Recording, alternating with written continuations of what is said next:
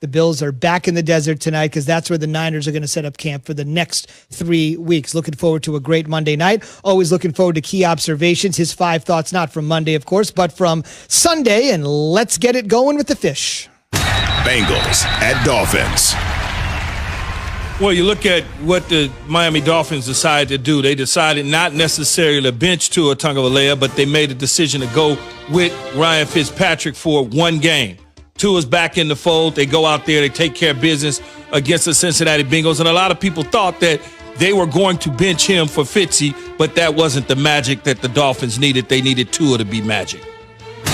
Lions at Bears. Yeah, well, whatever. You know, as far as this goes, I'm kind of over the Matt Nagy era in Chicago. I think that they need to make a decision on what they want to do.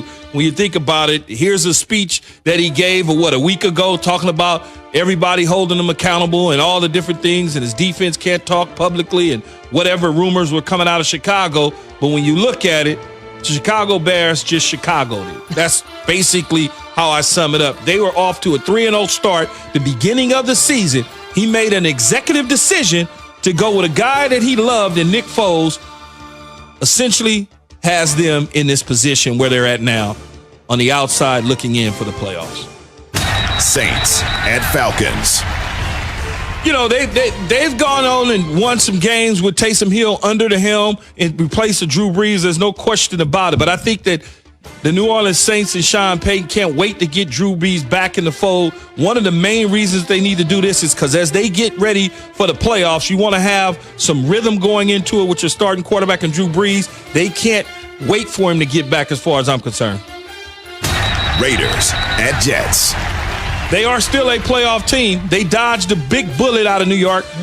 I can't believe that the Jets gave that game away by allowing Henry Ruggs to go the distance at the end of regulation. It made no sense for Greg Williams to put that young man in that position on a blitz zero call. It happened. The Raiders are going to be a dangerous team if and when they get into the playoffs. Patriots at Chargers. I told y'all, don't count them out just yet. Bill Belichick somehow figures out how to get it done until they are mathematically eliminated from playoff contention as well as winning the division. Don't forget that the Bills still got to play the 49ers. They still got to play Miami again, and they still got to play the New England Patriots. I understand Cam Newton threw for less than 100 yards. I get it. We want him to be Tom Brady. At least some people do. But they're winning football games in Bill Belichick fashion.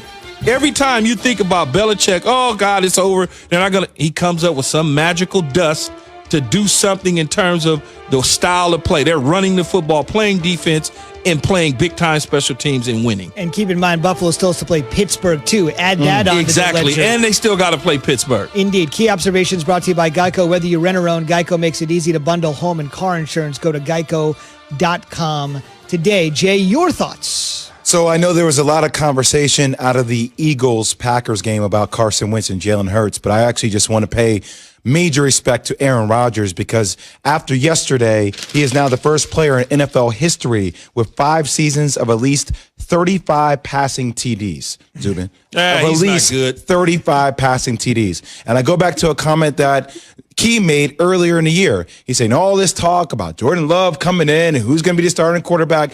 I guarantee you this, Key said, that Aaron Rodgers will probably be signing a major extension when it's all said and done. And that's what's going to happen. It's so funny. I was thinking about it last night, just as I was sitting down, whatever, watching TV. Not Gonzaga, by the way. And I said to myself, what if Aaron Rodgers wins the Super Bowl this year? What if he wins the Super Bowl? What happened to all the Jordan Love and the receivers? Where does that conversation go? It just, nobody says anything anymore, right? It's like, oh, no, we never said that. I never said that they needed a receiver. You think he needs receivers? Do you think he needs some receivers? He's got the best one in the game, so that's fine. No, I'm serious. He needed some help on defense, but I mean, they didn't make any moves. They knew what they were doing. Apparently. No, but exactly right. Yeah. So it's always funny to me when the outsiders of organizations start to talk about what organizations need internally. Clearly, he didn't need receiver help. Clearly, they wasted the pick on Jordan Love because Jordan Love won't see the field for at least another 6 years before he even sees the field. In Green Bay. Anywhere. Because if he's not getting on the field in Green Bay, then 4 years go by, you don't even know what you have. So what you going to do? You going to trade for him? Like, he's a first-round backup for the next 6 years. Let me just say this to add on to that great stat that Jay had about the touchdown passes for Aaron Rodgers. Already this season, last night, by the way, he threw his 400th touchdown pass, and he threw it to Devontae Adams, which only seems appropriate. That's his guy. They've been in lockstep together. And a couple weeks ago, he passed the 50,000-yard mark for his career. So think about just the last few weeks for Aaron Rodgers. 50,000 career, the 35 touchdowns that Jay mentioned, the 400 career, thrown to his guy, the self-proclaimed best wide receiver in the National Football League. Can I add one more thing from the division nobody's talking about? This is my mini observation. It's Key's observations, Jay's observations.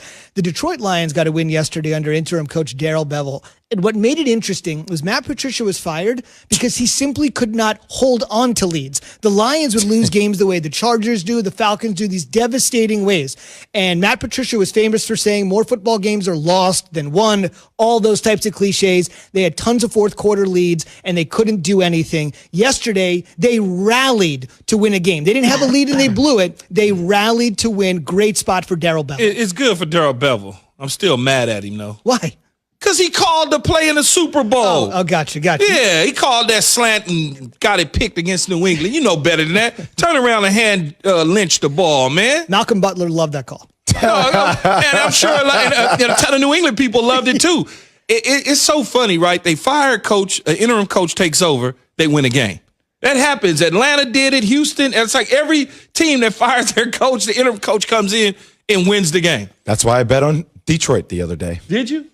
I mean, I listened to Joe Fortenbaugh. I mean, he kind of said it perfectly on our show on Friday.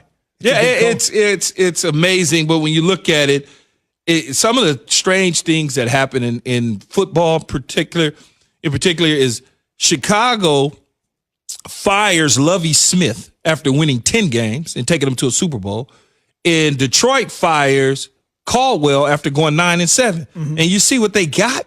It's just crazy to me.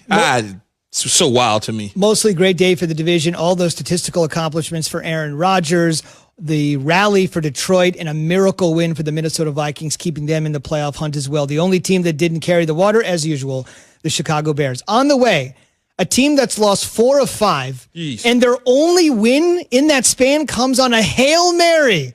But the biggest problem is what happened to them yesterday, namely the team they saw, they just can't get past. That's after Key. What are you talking about, Key? Has this from Sport Clips. No idea what you're talking about. I bet you don't.